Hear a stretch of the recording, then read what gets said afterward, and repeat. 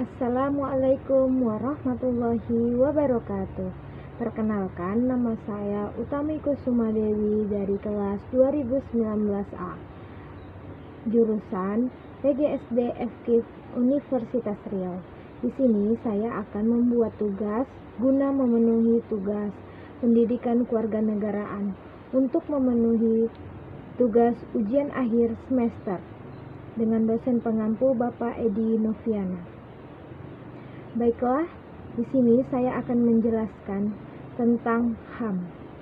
HAM yaitu hak asasi manusia. Baiklah, dari pengertian hak asasi manusia.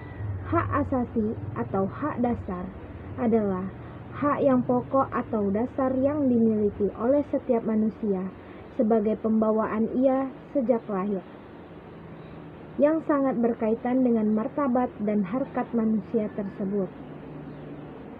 Hak adalah kekuasaan atau wewenang yang memiliki seseorang atau sesuatu. Istilah hak asasi menunjukkan bahwa kekuasaan atau wewenang yang dimiliki seseorang tersebut bersifat mendasar. Tuntutan-tuntutan hak asasi merupakan kewajiban dasar yang harus dipenuhi karena bersifat fundamental. Segala hak lain, hak yang bukan asasi atau hak derivatif, bisa dikatakan sebagai penjabaran dari hak-hak lain. Karena hak asasi bersifat mendasar atau fundamental, maka pemenuhan bersifat imperatif. Artinya, hak-hak itu wajib dipenuhi karena hak-hak itu menunjukkan nilai subjek atau perintah yang harus dilaksanakan. Menurut Dudi 2009, ada beberapa definisi tentang hak asasi manusia. Yang pertama, hak asasi manusia adalah hak yang melekat pada diri manusia. Tanpa hak ini, manusia tidak dapat hidup layak sebagai manusia. Kedua, hak asasi manusia adalah hak yang dimiliki manusia yang telah diperoleh dan dibawanya bersama dengan kelahirannya atau kehadirannya di dalam kehidupan bermasyarakat. Yang ketiga, yaitu hak asasi manusia adalah hak-hak dasar yang dibawa manusia sejak lahir, yang melekat pada esensinya sebagai anugerah Tuhan.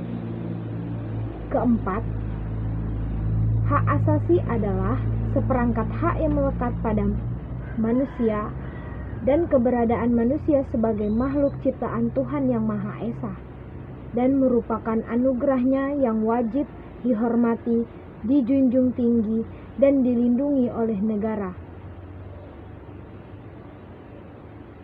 hukum, pemerintah, dan setiap orang, demi kehormatan serta perlindungan harkat dan martabat kita sebagai seorang manusia, seperti tertera dalam pasal 1 ayat 1 Undang-Undang Nomor 39 Tahun 1999 tentang Hak Asasi Manusia atau HAM.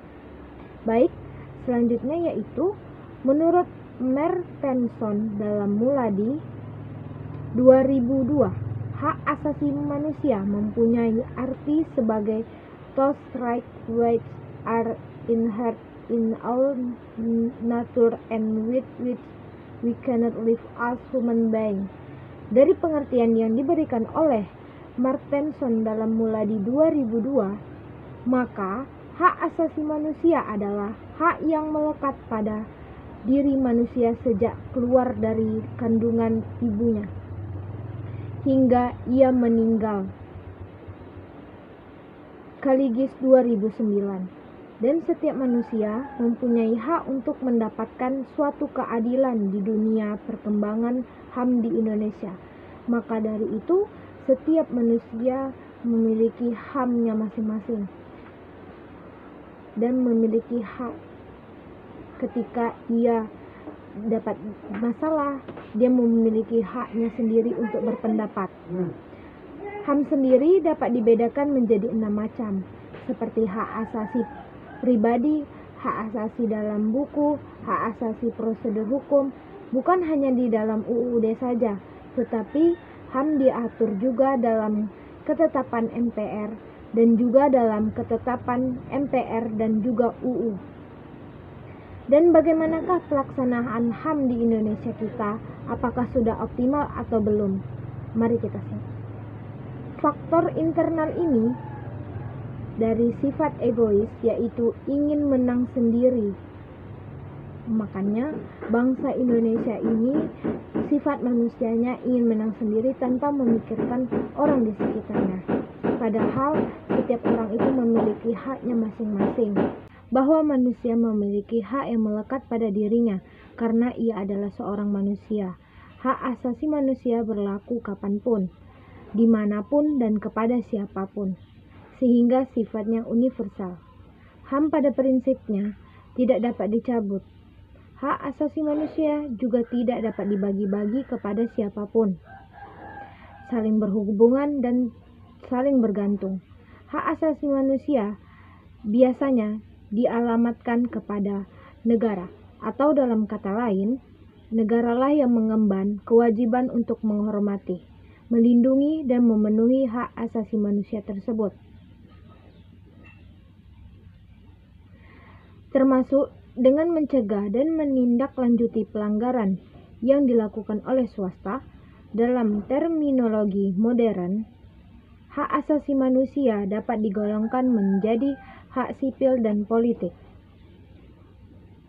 yang berkenan dengan kebebasan sipil, misalnya hak untuk hidup, hak untuk disiksa, dan kebebasan berpendapat, serta hak ekonomi, sosial, dan budaya yang berkaitan dengan akses ke publik, seperti hak untuk memperoleh pendidikan yang layak, hak atas kesehatan, hak atas perumahan.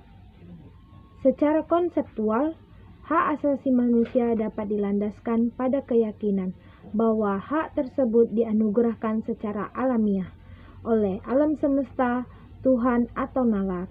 Sementara itu, mereka yang menolak penggunaan unsur alamiah meyakini bahwa hak asasi manusia merupakan pengejawantahan nilai-nilai yang disepakati oleh masyarakat. Ada pula yang menganggap HAM sebagai perwakilan dari klaim-klaim kaum yang tertindas. Dan pada saat yang sama juga terdapat kelompok yang meragukan keberadaan HAM sama sekali dan menyatakan bahwa HAM, hak asasi manusia, hanya ada karena manusia mencetus dan membicarakan konsep tersebut. Dari sudut pandang hukum internasional, hak asasi manusia sendiri dapat dibatasi atau dikurangi dengan syarat-syarat tertentu. Pembatasan biasanya harus ditentukan oleh hukum, memiliki tujuan yang sah, dan diperlukan dalam suatu masyarakat demokratis. Sementara itu, pengurangan hanya dapat dilakukan dalam keadaan darurat yang mengancam kehidupan bangsa, dan pecahnya perang pun belum mencukupi syarat ini.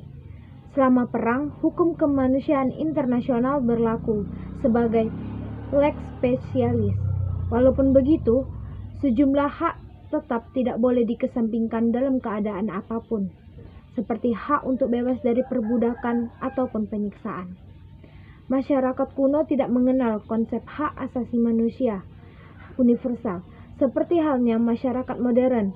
Pelapor sebenarnya dari wacana hak asasi manusia adalah konsep hak kodrati yang dikembangkan pada abad pencerahan, yang kemudian mengaruhi wacana politik selama Revolusi Amerika dan Revolusi Prancis. Konsep hak asasi manusia semenjak itu, hak asasi manusia telah mengalami perkembangan yang pesat dan menjadi semacam kode etik yang diterima dan ditegakkan secara global. Sekian materi yang dapat saya sampaikan, saya akhiri. Wassalamualaikum warahmatullahi wabarakatuh.